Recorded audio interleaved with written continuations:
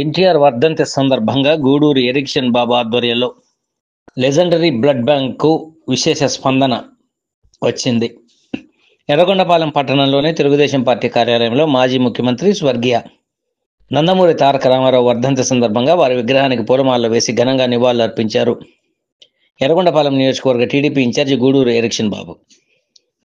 అనంతరం ఏర్పాటు చేసిన లెజెండరీ బ్లడ్ బ్యాంకును ఎరిక్షన్ బాబు ప్రారంభించారు. యుగ పురుషుడు, విశ్వవిఖ్యాత నట సార్వభౌముడు అన్న నందమూరి తారక రామారావు గారి 29వ వర్ధంతి సందర్భంగా ఆ మహనీయునికి ఘన నివాళులు అర్పిస్తున్నారు.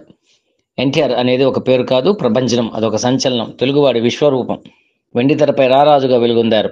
రాజకీయాల్లో మహానాయకుడిగా రాణించారు. తెలుగుదనానికి ప్రతిరూపంగా నిలిచారు.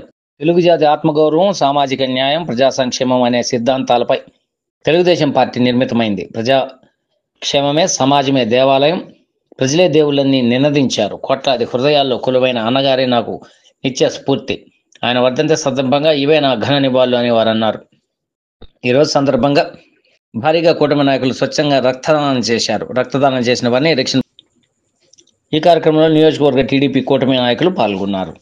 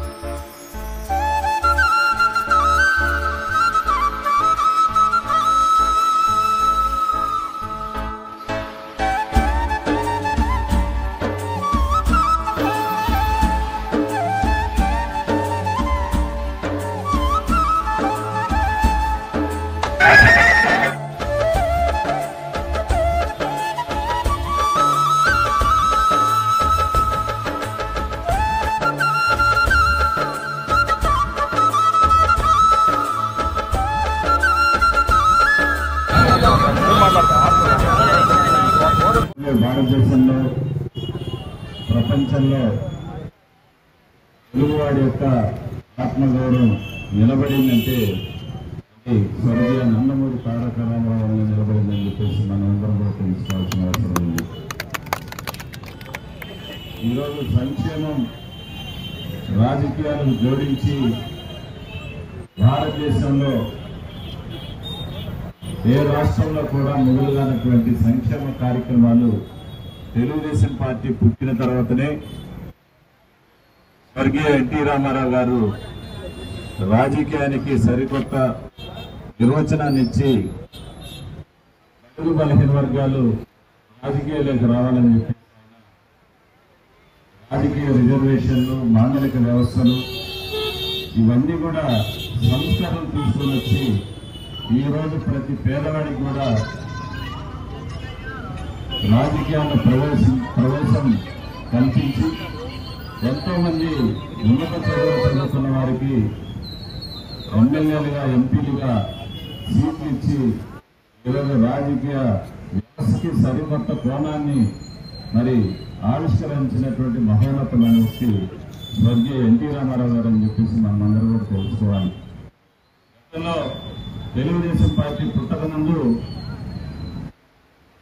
పేద బడుగు బలహీన వర్గాలు ఓటు యంత్రాల్లాగానే మిగిలిపోయారు కానీ ఎక్కడ కూడా ఓటు విలువ తెలిసినటువంటి పరిస్థితి గతంలో లేదు.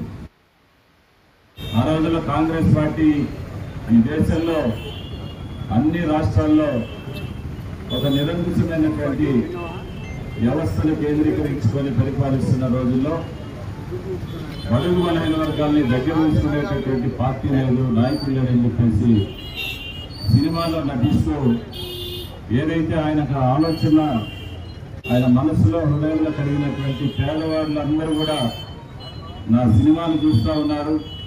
సినిమాలలో చలనచిత్ర రంగంలో నన్ను అందరూ కూడా గౌరవిస్తున్నారు, అవమానిస్తున్నారు. ఇంతమంది అభిమానులు ఉన్నారు, వాళ్ళందరూ కూడా నా కోసం వెచ్చించి సినిమాలన్నిటిని కూడా మరి విజయవంతంగా కొనసాగిస్తున్నారు. వారికి నేను ఏదో ఒకటి చేయాలని చెప్పేసి వ్యక్తిగతంగా అయితే ఏం చేయలేను, రాజకీయ పార్టీ పెడితే కానీ ప్రతి ఒక్కరు కూడా పేద ప్రజల రుణం తీర్చుకోలేని పరిస్థితులు ఆయన ఆలోచన కలిగి తెలుగుదేశం పార్టీ పెట్టడం జరిగింది. ఈరోజు తెలుగుదేశం పార్టీ భారతదేశంలో సంచలనాలైనటువంటి చరిత్ర సృష్టించినటువంటి పరిస్థితి మనం అందరం కూడా చూసాం.